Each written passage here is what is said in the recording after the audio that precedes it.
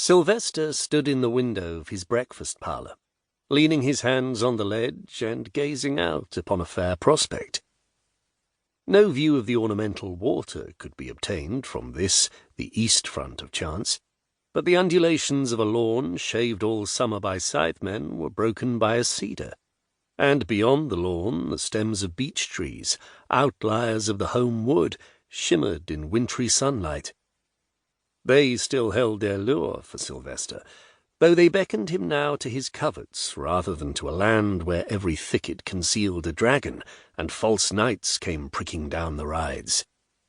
He and Harry, his twin, had slain the dragons and ridden great wallops at the knights.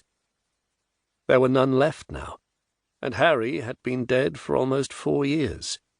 But there were pheasants to tempt Sylvester forth, and they did tempt him, for a succession of black frosts had made the ground iron-hard, robbing him of 2 hunting days, and a blusterous north wind would not have invited the most ardent of sportsmen to take a gun out.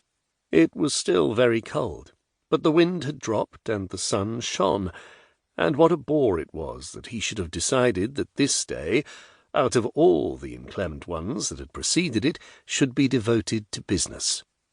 He could change his mind, of course, telling his butler to inform the various persons now awaiting his pleasure that he would see them on the following day.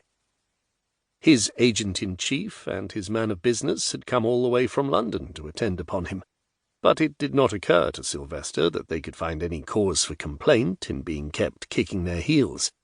They were in his employ, and had no other concern than to serve his interests.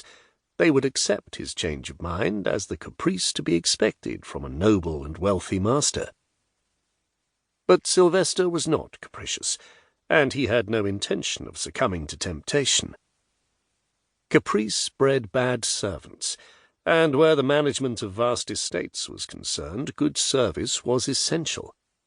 Sylvester had only just entered his 28th year, but he had succeeded to his huge inheritance when he was 19, and whatever follies and extravagances he had committed, they had never led him to treat that inheritance as his plaything, or to evade the least one of its responsibilities.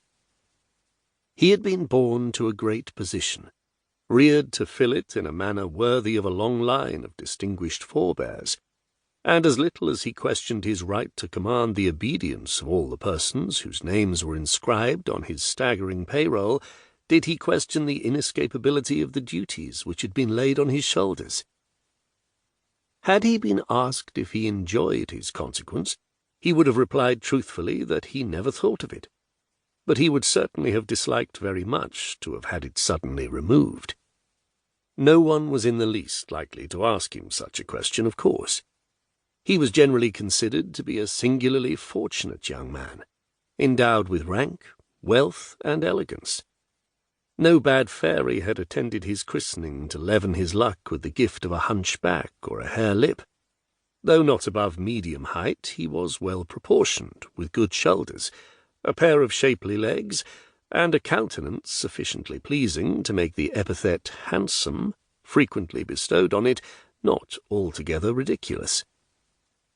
In a lesser man, the oddity of eyes set with the suspicion of a slant under flying black brows might have been accounted a blemish. In the Duke of Salford they were naturally held to lend distinction, and those who had admired his mother in her heyday remembered that she too had that thin, soaring line of eyebrow. It was just as though the brows had been added with a paintbrush, drawn in a sleek line upwards towards the temples.